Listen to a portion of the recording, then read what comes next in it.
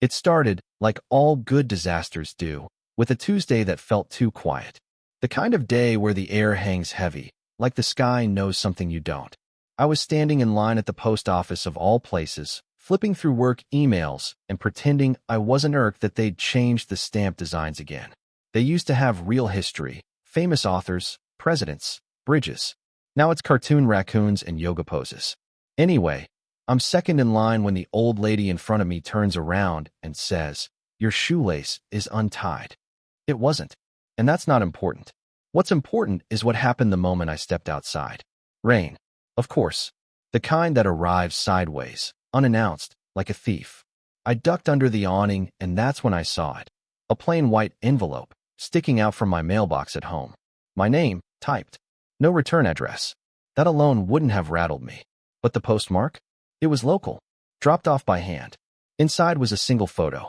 Ashley, my wife. And another man. Nothing indecent, just a snapshot. Her leaning into him, like gravity had betrayed me and chose him instead. They were in some cafe I didn't recognize. Her smile was real. That's what gutted me most. I didn't confront her that night.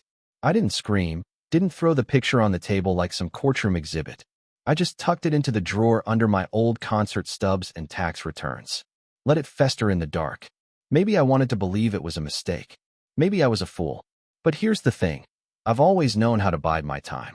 I don't jump at shadows. I wait to see what casts them. So I waited. Watched. Took notes. The first real clue came a week later. Ashley told me she had a work dinner. Something about a project launch, late hours, lots of wine and brainstorming. Her company was all about that startup hustle culture. Long hours, ping-pong tables, and team-building retreats that always conveniently excluded spouses. At 10:42 p.m., I texted, "You good?" No answer. At 11:17, she called. Background noise, jazz. Not the restaurant kind, live jazz. That was the first lie. The place she claimed to be had a DJ on Thursdays. I checked. "Sorry, babe," she said, breathy. "Just wrapped up. Heading home." But when she got home, she didn't smell like food. Or wine. She smelled like sandalwood. I don't wear sandalwood. The next morning, Ashley acted like nothing happened. She was making eggs, over easy, my favorite, the way she used to when we were dating, and she still thought breakfast meant something. She wore her old college sweatshirt, hair tied back, humming some song by the Lumineers, like she hadn't just rewritten our marriage the night before. I watched her, silently, from across the kitchen island. "You're quiet today," she said, plating the eggs. "Everything okay? Did you have fun last night?" I asked, casual as weather. She didn't flinch, just smiled. "Yeah, long night. Clients talk too much. You know how it goes." I nodded, taking a bite. "What's the name of the place again?" She paused. Just a second. But it was enough. Barley and Birch." "What?" "No reason." I lied. That day, I called Barley and Birch. Spoke to a guy named Joel who sounded like he hadn't slept in a week. I told him I was looking to book a table for next Thursday and wanted to know how the live jazz was on weeknights. "Jazz?" he laughed. "Not us. We've got a DJ every night, but Sunday." "Of course." Still, I said nothing to Ashley. I wanted more than a lie. I wanted the pattern. Because one red flag is a breeze. I needed a storm. That Friday, I pretended to go into the office, but really I circled back home. Parked a block down. Sat in my car with a lukewarm coffee and a pair of binoculars I hadn't used since birdwatching with my dad became too depressing to admit to friends. At 9:07 a.m., Ashley left. She drove off in her usual blur of punctuality, her little gray Civic with the scratched rear bumper. I tailed her. Easy enough. Traffic was light. She didn't go to work. She went to a gym. Not our gym. A private one, tucked behind an office park with no branding on the sign. Real exclusive. Fancy towel service. She used a keycard. Walked right in. And she wasn't alone. A man met her at the door. Tall. Broad shoulders. Confident walk. The kind of guy who's too comfortable putting his hand on a woman's lower back. He didn't linger, but he didn't hesitate either. They disappeared inside. I sat there for 2 hours. Watched people come and go. She didn't come out. When she finally did, just after noon, she was alone. Her hair was wet. Fresh makeup. No gym bag. She didn't go home. She didn't go to work. She went to a hotel. That's when I took the picture. Not for proof. Not for divorce court. For me. To remind myself I wasn't crazy. That the woman who curled into my side at night, humming softly in her sleep, was living a double life so convincingly she could win an Oscar. I didn't confront her. Not yet. Because I still didn't know his name. But I would. And when I did, everything would change. It was a Sunday morning when I finally learned his name. The kind of morning where the sun comes in strong through the blinds, too bright for the mood I was in. Ashley was in the shower, humming again, some off-key indie ballad like nothing was wrong in the world. I was sipping coffee when her phone lit up on the kitchen counter. Now, let me be clear, I hadn't touched her phone once. Not because I'm noble, but because I didn't need to. She was careless. That's the thing about people who lie for a living. They get sloppy when they think you're still buying the story. The screen glowed. Chase Donovan. Message. You awake yet? Chase Donovan. I let the name sink in like a slow poison. It wasn't saved under some clever alias. Not hidden in the Notes app or disguised in the calculator. It was right there, bold, like she wanted me to see it eventually. Or maybe she just didn't believe I ever would. She stepped out of the shower 15 minutes later, wrapped in her favorite gray towel, face flushed with steam. I didn't say a word. Good morning, she said, kissing my cheek. I smiled. Sleep well. Like a baby. Of course. That afternoon, while she went out for groceries, real ones this time, the fridge was actually empty. I did my own shopping. For information. It didn't take long. Chase Donovan had a public LinkedIn, a barely maintained Instagram, and an ego the size of a double-decker bus. Turns out, he was exactly the kind of guy who'd flirt through PowerPoints and accidentally brush shoulders during team meetings. Tall. Former college pitcher. Marketing director at her company. Divorced last year. No kids. Plenty of time. I scrolled through his photos. Ashley wasn't in any. Not directly. But there were plenty of artsy food shots and coffee cups for two, always from work brunches. Comments like, great company today, smiling face with smiling eyes, and best meetings are the ones that don't feel like meetings. Cute. On Monday, I waited in the lobby of her office building, pretending to be early for an appointment. Chase showed up at 9:03, wearing a tight-fitting button-down shirt and sunglasses indoors. I watched them greet each other in the atrium. No hug, but her smile stretched farther than it had for me in months. They walked side by side into the elevator. I saw it. The brush of her hand against his back. And that was it. That was the moment I knew. Not suspected. Not feared. Knew. My wife was in love with another man. I didn't plan to confront her at a restaurant. I'm not that guy. You know, the one who turns public spaces into crime scenes of emotion. But sometimes, life doesn't ask your opinion. It just throws you into the deep end with cement shoes and a fake smile. Ashley sent me a text the following Thursday. Hey, can we have dinner tonight? Just us. Need to talk. 7 p.m. at La Serra.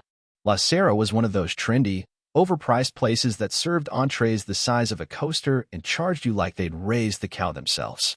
We hadn't been there since our 3rd anniversary. The invite alone made something tighten in my chest. Was she going to confess? Break it off officially?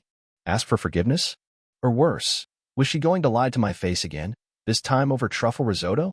I showed up at 6:58, early like always. Old habits die hard, even when the marriage does. The hostess greeted me with a saccharine smile and a slight tilt of the head. Reservation for Logan? Yeah. She motioned. Your party's already seated. Already? I followed her through the winding maze of string lights, violin music, and couples pretending they liked each other more than their phones. Then I saw it. Ashley. Already at the table. And sitting next to her, him. Chase Donovan. He wore the kind of smug, deliberate fashion sense that screams, I've read half of GQ and none of Tolstoy. Tight black shirt. Gold watch. That perfect hair that looked like it had been shaped by a studio wind tunnel. Ashley stood as I approached, brushing invisible crumbs off her dress like that might clean up the mess. Logan, she said, too sweet. This is Chase. You've heard me mention him. Oh, mention him? Like the weather? Like taxes? Not like the man you've been secretly dating while still crawling into bed next to me? I nodded slowly and slid into the seat across from them. Chase. Good to finally put a face to the calendar entries. He smirked. I'll make this simple, he said, folding his hands like he was about to lead a TED Talk. You've got 2 options, Logan. You can leave quietly, or you can face me like a man. Ashley didn't flinch. She actually smiled. Like this had all gone according to plan. Like she was the director of this little dinner theater breakup. It hit me then. This wasn't just betrayal, it was performance. A well-rehearsed final act. And I was the idiot who bought a front row ticket thinking it was dinner. My ears started ringing. My pulse surged. But I didn't explode. Not yet. I smiled. A slow, deliberate one that made Chase's eyebrows twitch. You want your teeth whole or in pieces? I said. Then I stood. And that's when everything went sideways. I didn't throw a punch, not immediately. But I did something far worse for a man like Chase. I leaned across the table, looked Ashley dead in the eyes, and said, just so we're clear, this is the guy you risked our entire life for? The guy who uses phrases like face me like a man and wears indoor sunglasses? You cheated up, huh? She blinked. Just once. That was all I needed to see. You planned this, I continued, calm but cutting. You didn't ask me here to talk. You asked me here to watch me lose. People around us were starting to notice. One waiter froze mid-pour. A woman 2 tables over put down her fork like she was watching her favorite show start early. Chase stood. Let's go outside. Now. No, I said, folding my napkin slowly. Let's stay right here. Let's talk about how long it's been going on. Let's talk about the night you told me you were working late but ended up at the Silverwood Hotel. Room 312. I checked the charge on our shared card. Ashley's breath hitched. Gotcha. You want to humiliate me? I asked. You want to make me the villain so you two can feel better about the mess you made? You think I'm going to storm out so you can spin this into some story where I couldn't handle the truth? Chase reached across the table, and I finally gave him the moment he deserved. No, I didn't hit him. That would have been too easy. I looked at him, smiled, and said, when you're done playing house, remember something. She already did this once. She'll do it again. And when she does, it'll be with someone younger, richer, probably more interesting than you. She'll say the same lines, too. We were already broken. It just happened. He gets me. You're not special, Chase. You're just next. He stared at me like he wanted to swing. But he didn't. Men like him never do unless there's a crowd to protect them. Ashley reached for her water glass, hands shaking. I took one last look at her, the woman I'd loved, the one I thought I knew, and I felt nothing. No rage. No heartbreak. Just the calm emptiness that comes when you finally stop hoping. I pushed in my chair. Enjoy the risotto, I said. And the wreckage. Then I walked out, past the gasps, the stares, the whispering forks in midair. Outside, the sky had darkened, and thunder rolled low in the distance. Fitting. Because now it was war. The funny thing about humiliation is how quiet the aftermath is. After that scene at La Serra, I didn't go home. I didn't drive to a bar or crash on a buddy's couch with a bottle of something strong. I drove to a car wash. That's right, a car wash. My hands were still shaking from the adrenaline, and there was glass in my head, but my car was dusty and bird-splattered, and for some reason, all I could think about was how dirty everything felt. It made sense at the time. Sometimes, when your life falls apart, you cling to the smallest patch of control you can find. In my case, it was Armor All wipes and vacuuming quarters. I didn't cry. That's not how I'm wired. But I did sit there in the vacuum bay, engine off, watching the foam roll down my windshield like it might scrub the last 12 years away. And in that silence, something shifted. See, betrayal cracks you open. It carves out all the parts you thought were solid, your certainty, your pride, your sense of home. And what's left behind is a strange kind of clarity. I didn't feel like a man who had just lost his wife. I felt like a man who had just lost an illusion. And that was freedom. I went home that night, eventually. The house was dark. Ashley's car wasn't in the driveway, and I wasn't surprised. She was probably at Chase's, maybe whispering tearfully about how I made a scene and turned violent, and how this was so much harder than she expected. I walked into our bedroom, the same one she used to kiss me goodnight in, and stood there for a full minute, staring at the bed. Then I grabbed a moving box from the closet and started packing. Not my things. Hers. One drawer at a time. Calm. Precise. Folded, not tossed. Her scarves. Her skincare. Her obnoxiously expensive yoga pants. I left her wedding ring on the pillow, right next to a neatly folded blouse she wore on our anniversary last year. The same blouse I now knew she'd also worn to lunch with him. By 2 a.m., the master closet looked like I'd erased her. And when I was done, I placed the box in the hallway with a sticky note. Take what's yours. And only that. Then I went into the office and opened the folder I'd been building for months, my rainy day file. Screenshots. Phone logs. Her text to Monica that didn't make sense. A hotel receipt from the Silverwood. A picture of her and Chase entering the gym on the day she called in sick. Every receipt she never thought I'd see. every digital footprint she never thought to clean up. I wasn't a detective. I was a husband who'd stopped pretending. By morning, I printed everything out and sealed it in an envelope. On the front, I wrote 3 names: HR, her mother, and Chase's ex-wife. No threats. Just information. That's all a spark needs, right? Let people draw their own conclusions. Plant the seeds and let the garden grow. When Ashley finally came home the next afternoon, she didn't knock. She walked in like it was still her house. Keys jangling, phone in one hand, sunglasses perched on her head like some tired celebrity returning from a red carpet she didn't enjoy. She paused when she saw the box in the hallway. Then she stepped into the kitchen and saw me sitting there, calm, dressed, drinking coffee. "You packed my stuff?" she asked, her voice sharp but trying to sound confused. "I figured I'd save you the trouble," I said. Ashley dropped her bag. "Logan, come on. I asked you to talk like an adult. Instead you got ambushed at a restaurant and served a breakup with a side of smug?" I said, raising an eyebrow. "Yeah, real mature of me." She crossed her arms. "It wasn't an ambush. It was honesty." "No," I said, standing. "It was performance. And I'm not your audience anymore." She went quiet. Probably her first moment of silence in weeks. Then she looked at the envelope on the table. "What's that?" I sipped my coffee. "Leverage." Her eyes narrowed.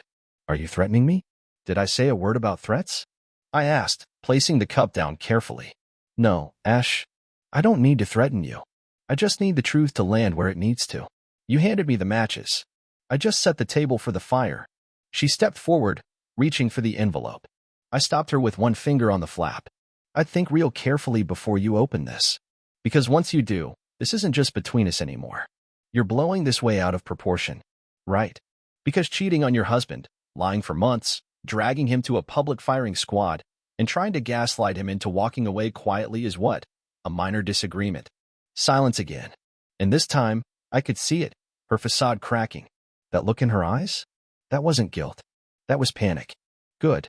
She opened her mouth, probably to pivot, to shift blame, to talk about how we had grown distant, how I stopped trying. But I beat her to it. "You don't get to rewrite the narrative," I said, voice low and firm. "You don't get to be the victim just because your lies got exposed." Then I handed her the envelope. "I'm not sending it. Not yet.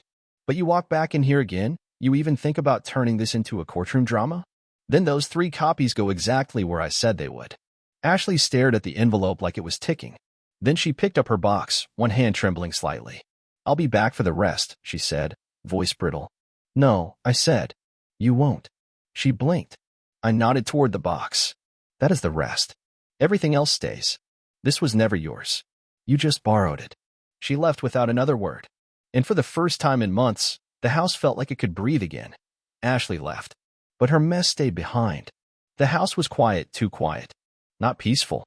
More like the kind of silence you find in the aftermath of a car crash, where the smoke's still curling and the smell of burned rubber lingers. I stood in the living room, staring at the ghost of a life I thought I had. Picture frames on the wall. A wine stain on the rug from that night we played charades and she laughed so hard she spilled Merlot. A plant she always forgot to water, but insisted made the house feel alive. Funny. Everything in here looked alive.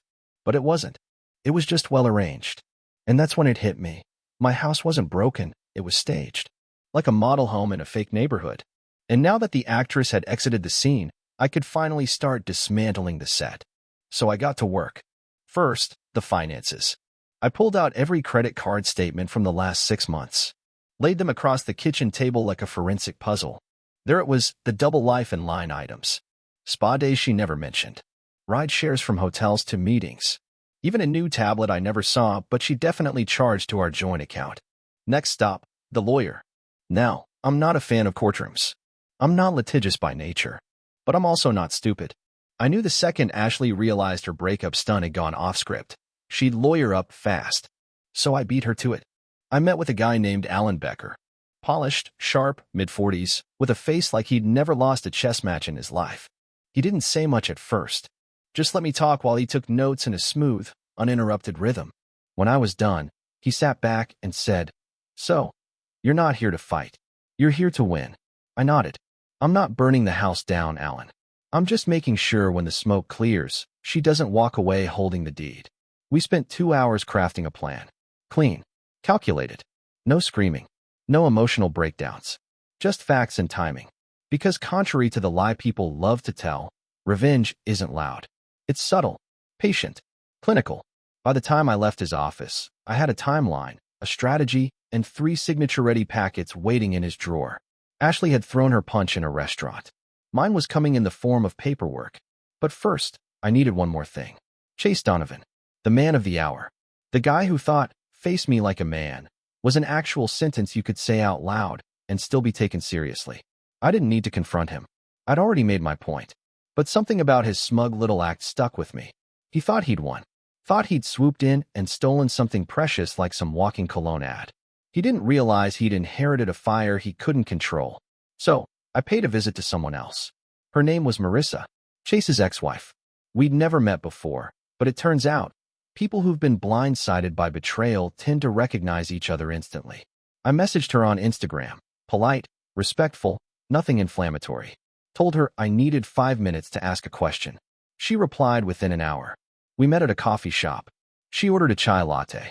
I got black coffee, because somehow sugar felt dishonest. "He's your wife's new interest," she said, more like a confirmation than a question. "Yep." She nodded slowly, stirring her drink, but never sipping. "And let me guess. He said he was loyal. That he's not that guy? That she's different." Bingo. She finally looked up. Her eyes were tired, but sharp. The kind of sharp that only comes from cutting yourself on the truth and learning to survive it. "I used to believe him too," she said, "until I found out he'd been sleeping with 2 interns and a friend of mine. When I confronted him, he called it professional intimacy. Said it was part of the mentorship dynamic." I blinked. "He said that out loud?" "With a straight face," she replied.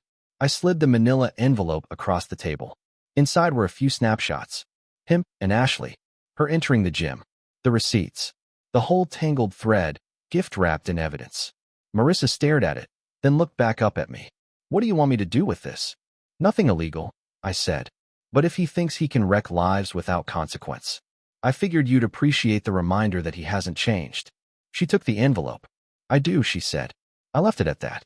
That night, I returned home and sat in the living room. Lights dim, the box of Ashley's things still untouched in the hallway. I didn't feel victorious. That's not what this was about. It wasn't about winning. It was about taking back something I didn't realize I'd lost until too late. Myself. See, the biggest lie isn't the affair. It's the slow erosion of who you are trying to keep something alive that already died months ago. I'd bent, compromised, convinced myself that love was about patience and growing apart and weathering seasons. But love isn't martyrdom. And if someone has to bleed for your relationship to stay intact, then you're not in love.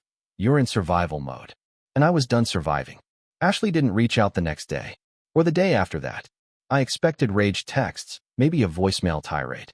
Instead, silence. Which meant only one thing. She was scrambling. By Friday, Alan called. She had her lawyer reach out, he said. Seems amicable on the surface, but they're poking around the assets. Of course they were. She wanted a clean split. Right after she torched the trust, the vows, and half our shared finances. Cute. Send over the counter-proposal, I said. She gets the Audi. I keep the house. No alimony. She waives rights to the Roth IRA, and we each cover our own legal fees. She'll fight that. Let her. We hung up. A few hours later, I got a text from an unknown number. You didn't have to ruin everything. I stared at it. Not angry. Not sorry. Just a sad little jab, like a mosquito trying to bring down a brick wall. I replied. I didn't ruin anything. I just turned on the lights. She never responded. But I knew the ripples were spreading. I knew about the HR report at her job, the anonymous tip about fraternization. I knew Chase's ex was having dinner with 2 of his former employees the same week. I knew the board was suddenly reviewing department conduct. I didn't orchestrate all of it, but I didn't stop it either. Truth has a funny way of catching up once it's given a little head start. 2 weeks passed. The house felt different. Not empty, just honest. Real. I started sleeping better. Eating better. I even fixed the leaky faucet she used to nag me about but never touched herself. And then, one night, I got a knock on the door. It was Chase, wearing a smug look that didn't quite hide the panic beneath it. Got a minute? He asked. I leaned against the doorframe. Not really. I think we should talk. I think you should step off my property. He stepped forward anyway, Mistake. Look, I didn't come to fight. I came to clear the air. Ashley told me what you've been doing. The file. The gossip. The calls. Oh, so you figured out the game's rigged, huh? I don't care about the job, he said, a little too quickly. I care about her. I raised an eyebrow. Do you? I know you think I'm the villain. Chase, I cut in. I don't think you're the villain. I think you're the cautionary tale. He blinked. You walked into someone else's life. Took what didn't belong to you. Thought you won. But you never stopped to ask why she was willing to leave everything behind so easily. Spoiler alert, it wasn't just for you.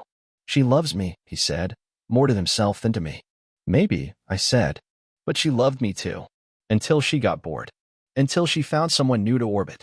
Let me ask you something. Has she stopped looking at her phone when you talk? He didn't answer. Thought so. He left without another word. But I saw it in his walk. Something had cracked. Ashley called me at 3:17 a.m. I let it go to voicemail.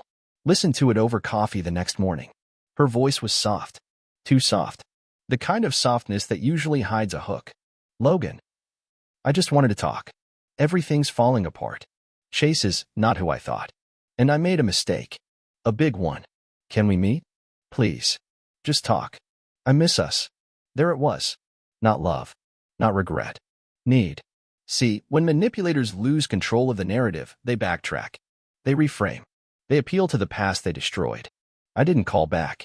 But I did send a message. We had something good. You killed it. I built something better from the ashes, and you're not part of it. She replied. I just want you to forgive me. I did. But not for her. Forgiveness isn't for the betrayer. It's the survivor's release. It's the moment you drop the weight they tried to hand you and walk away stronger. She'd have to live in the ruins of what she burned. I'd already started rebuilding. 3 months after the divorce was finalized, I hosted a barbecue. Just friends. Some neighbors. A couple coworkers. Laughter. Music. Life. Someone asked if I was seeing anyone. I said, not yet. I didn't say never. Ashley drove by once. Didn't stop. But I saw her slow down. Her car crept past like a shadow trying to remember what light felt like. I didn't wave. I didn't glare. I just smiled. Because the best revenge isn't ruin.